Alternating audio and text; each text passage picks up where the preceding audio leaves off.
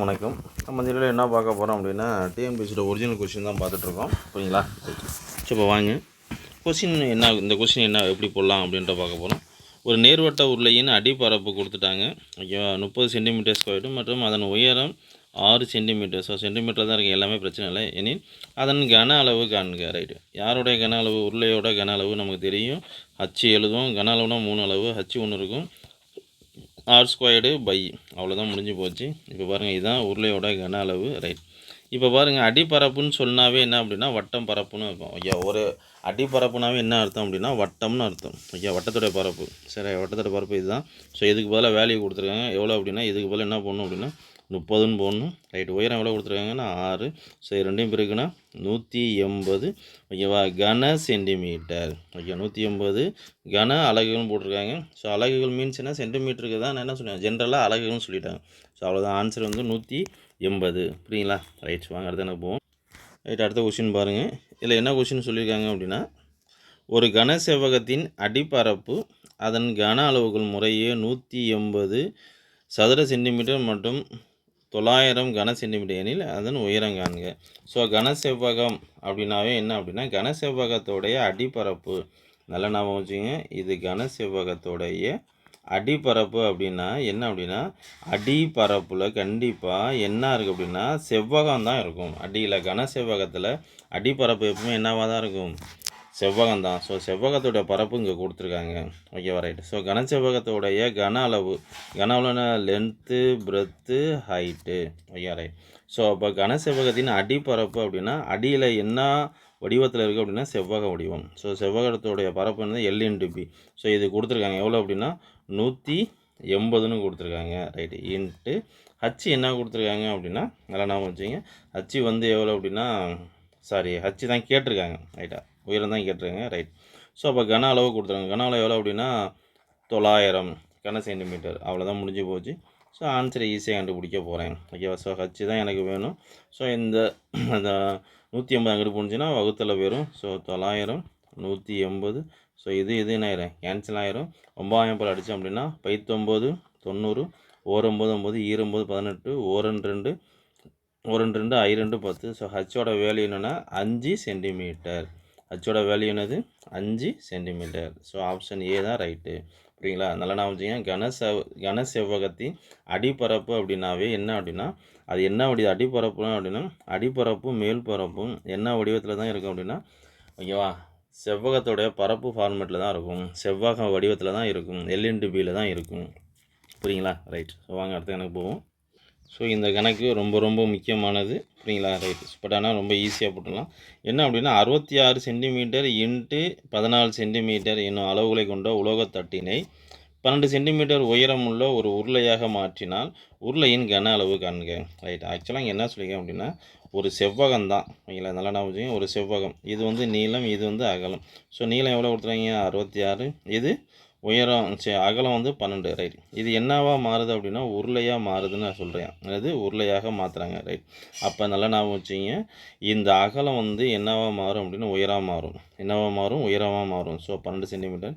இந்த நீளம் இருக்குது பார்த்தீங்களா, அடி சுற்றளவாக மாறும். என்னது, அடி சுற்றளவாக மாறும். ரைட். அவ்வளோதான். ஸோ என்ன கொஸ்டின் கேட்குன்னா உருளையோட கன அளவு. கன அளவு என்னது, பை ஆர் ஸ்கொயர் ஹச்.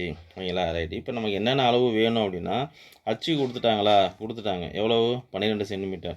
ஆரம் தான் நமக்கு தெரில. ஸோ ஆரம் தான் கண்டுபிடிக்க போகிறோம். இந்த 66 என்னது, இந்த அகலம் வட்டத்தின் சுற்றளவாக மாறி இருக்குது. ஸோ வட்டத்தின் சுற்றளவு நமக்கு தெரியும் 2/r = இதோட வேல்யூ எவ்வளோன்னா 66. ஸோ 6 தான் எனக்கு வேணும். So 2 × 22/7 into r = 66ங்களா? எட்டு காமனாக அடிச்சிடலாம். 22 22 3 22 எவ்வளோ, 66. ரைட். அவ்வளோதான். ஸோ அப்போ நமக்கு எனக்கு 6 தான் வேணும். ஸோ அப்போ நம்ம என்ன பண்ணோம் அப்படின்னா மேலே இங்கே யார் இருக்கா, 2/7 இன்ட்டு r = 3ங்களா? ரைட்டு. எனக்கு யார் வேணும், 6 தான் வேணும். ஸோ இது அங்கிட்டு போகும்போது தலைகளாக மாறும்னு நான் சொல்லியிருக்கேன்.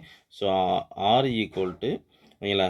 ஸோ அப்போ எவ்வளோ ஆகும் அப்படின்னா 3 × 7/2. ஸோ பெருக்குன்னா 3 எவ்வளோ, 21/2. ஸோ ஆரோட மதிப்பு எவ்வளோ அப்படின்னா 21/2. ஸோ அவ்வளோதான், ஆரோட மதிப்பு கண்டுபிடிச்சிட்டேன். ஸோ இங்கே போய் சப்ஸ்டியூட் பண்ணோம்னா எனக்கான ஆன்சர் இங்கே வந்துடும். புரியுங்களா? ரைட், அவ்வளோதான். ஸோ இந்த இடத்துல இந்த கொஸ்டின் ரொம்ப முக்கியமானது. என்ன அப்படின்னா, இந்த நீளம் வந்து வட்டத்துடைய சுற்றளவாக மாறி இருக்கும். ஓகேவா? 2πr மாறி இருக்கும்.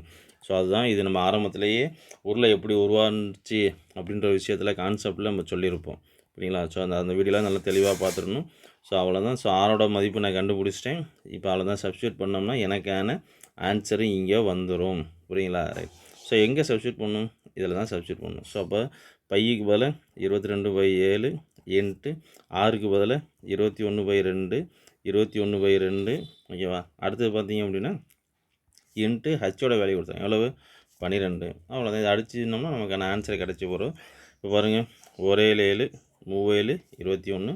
இங்கே 2 2 4ங்களா? ஸோ அப்போ 4ஆம் பாரில் இப்போ ஒரு 4 4 3 12. ஸோ அப்போ நமக்கு ஆன்சர் யார் அப்படின்னா 22. அடுத்தது 3 இன்ட்டு 21 இன்ட்டு 3. இப்போ நமக்கு எப்படி ஈஸியாக ஆன்சர் பெருக்கலாம் அப்படின்னா, இப்போ நமக்கு தெரியும் முதல் நம்பர் யார், முதல் நம்பரை வச்சு நம்ம கண்டுபிடிச்சிடலாம். முதல் நம்பர் யார்? 1 3 3 ரைட் 3 3 9 9 2 18. ஸோ இது எல்லாத்தையும் பெருக்கணும் அப்படின்னா முதல் ஆன்சர் யார் வரும்? 18 8ன்னு முடியும். ஸோ 8 யார்? இது கிடையாது. ஸோ இது கிடையாது. ஸோ இது ரெண்டுத்துலேயும் நமக்கு யாரோ ஒரு ஆள் வர போகிறாங்க. ஓகே, இது ரெண்டுத்துலேயும் யாரோ ஒரு ஆள் வர போகிறாங்க. ரைட். ஸோ அப்போ இது எல்லாத்தையும் நான் பெருக்கிட்டு தான் இருக்கணுமா? வேறு ஏதாச்சும் மாற்று ஏற்பாடு இல்லையா? ஃபாஸ்ட்டாக செய்யலாமா? செய்யலாம். ரைட். இது நான் என்ன பண்ண போகிறேன் அப்படின்னா அப்ராக்சிமேட்டிவ் வேல்யூவில் நான் பண்ண போகிறேன். இது எல்லாத்தையும் பெருக்கிட்டுலாம் நம்ம பண்ண வேண்டிய அவசியம் கிடையாது. அப்ராக்சிமேட்டிவ் வேல்யூ அப்படின்னா 25க்கு உள்ளார இருந்தால் இதை நான் என்ன பண்ணுவேன்? 20ன்னு வச்சுக்குவேன். இங்கே 20. ஓகே, இது நான் என்ன பண்ண போகிறேன்? 20ன்னு தான் வச்சுக்க போகிறேன். ஓகேங்களா? ரைட்டு. இங்கே 3 9 ரைட்டு. ஸோ அப்போ அது என்ன தெரியும்? இப்போ பாருங்கள், வெரி சிம்பிள். இதை பெருக்கணும் அப்படின்னா எவ்வளோ வரும்?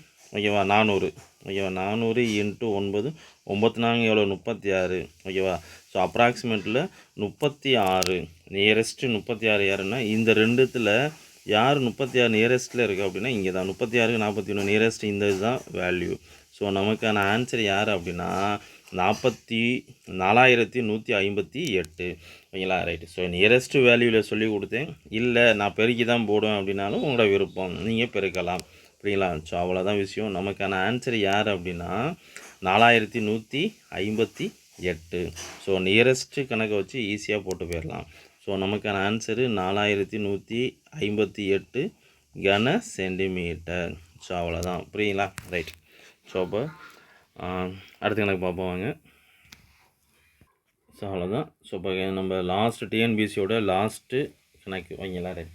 இதுக்கு முன்னாடி உள்ள கணக்கில் நம்ம 2Dயில் வீடியோ போட்டிருக்கோம். ஸோ அதனால தான் டிஎன்பிசியோட ஒரிஜினல் கொஸ்டினில் 2D சார்ந்த கணக்குகள் நடத்தலை. ஓகே, 3D தான் நமக்கு நடத்தியிருக்கேன். ஓகே, 2D நம்ம ஏற்கனவே என்ன அப்படின்னா வீடியோவில் தெளிவாக போட்டிருக்கோம்.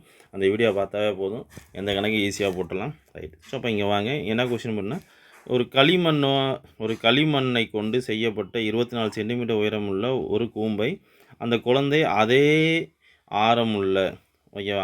ஆரமுள்ள ஒரு உருளையாக மாற்றுகிறது எனில் உருளையுடைய உயரம். ஓகேவா? ஸோ அப்போ ரொம்ப முக்கியமானது என்ன அப்படின்னா, ஒரு குழந்தை கூம்பா வடிவத்தில் இருக்கக்கூடிய ஒரு பொம்மையை அந்த குழந்தை என்ன பண்ணுது அப்படின்னா உருளையாக மாற்றுது. அப்படின்னா என்ன மாறாது? கன அளவு மாறாதுன்னு நான் சொல்லியிருக்கேன். ஓகேவா? ரைட். அவ்வளோதான். இப்போ பாருங்கள், இப்போ கூம்போட கன அளவு நமக்கு தெரியும். என்ன தெரியும்? 1/3πr²h. அதாவது கூம்புக்கும் உருளைக்கும் தொடர்பு இருக்குன்னு சொல்லியிருக்கேன். அதாவது உருளை உள்ளார 3 கூம்பு வைக்கலாம். ஸோ 3ல் 1. ஸோ அப்போ இதுதான் கூம்போட கன அளவு. ஓகே, இதோட கன அளவும் உருளையோட கன அளவும் என்ன? இது கூம்பு வந்து என்னவா மாறி இருக்குது? உருளையாக மாறி இருக்குது. ஸோ அதோட கன அளவு என்ன பண்ணாது? மாறாது. ரைட்டு. இதில் ஏதோ ஒரு வார்த்தை சொல்லியிருக்காங்களே, அதே ஆரம் உள்ள அப்படின்னா எடுத்துனா ரெண்டு பேர்த்தோடைய ஆரமும் என்ன தான்? 1 தான். ஸோ அப்போ இந்த பொதுவான விஷயத்தை எல்லாத்தையும் கேன்சல் பண்ணுவோம். ஸோ இந்த பை கேன்சல் ஆகிரும். ஸோ இந்த 6 என்ன கேன்சல் ஆகும்? ஏன் இந்த 6 கேன்சல் ஆகுதுன்னா அதே ஆரம் உள்ள. ஸோ வேல்யூ ரெண்டுத்தும் ஒரே தான். ஸோ கேன்சல் ஆகிரும். ரைட். அவ்வளோதான். இதுக்கு வேறு என்னமோ சொல்லிக்காம பண்ணு, கூம்போடைய உயரம் சொல்லியிருக்கான். எவ்வளோ சொல்லியிருக்கான்? 24ன்னு சொல்லியிருக்கான். ஸோ அப்போ இந்த இடத்துல கூம்போட உயரத்தை கூட போகிறோம். ஸோ 1/3 இன்ட்டு கூம்போட உயரம் எவ்வளோ? 24 = உருளையோட ஹைட்டு தான் கேட்குறான். So height 1 3 3 8 3 24. ஸோ ஹச்சோட வேல்யூ அளவு 8 சென்டிமீட்டர். எவ்வளவு 8 சென்டிமீட்டர். அவ்வளோதான். ஆப்ஷன் சி நமக்கான ஆன்சர். புரியுங்களா? ரைட். ஸோ அவ்வளோதான். ஸோ நம்ம டிஎன்பிசியில் கேட்ட கொஸ்டின் எல்லா கொஸ்டினும் நம்ம என்ன பண்ணிட்டோம் அப்படின்னா போட்டுட்டோம். புரியுங்களா? ரைட். அதாவது 3D சார்ந்த விஷயங்கள் எல்லாமே போட்டிருக்கோம். 2D சார்ந்த கணக்குகள் நம்ம என்ன பண்ணல அப்படின்னா நம்ம வீடியோவில் போட்டிருக்கோம். ஸோ அந்த வீடியோ நம்ம தெளிவாக பார்த்தோன்னா ப்ளேலிஸ்ட்டில் பார்த்து நீங்கள் பார்த்துட்டீங்க அப்படின்னா தெளிவாக புரிஞ்சிடும். புரியுங்களா? ரைட். பிடிச்சிருந்தா சப்ஸ்கிரைப் பண்ணுங்கள், ஷேர் பண்ணுங்கள், கமெண்ட் பண்ணுங்கள். தேங்க்யூ.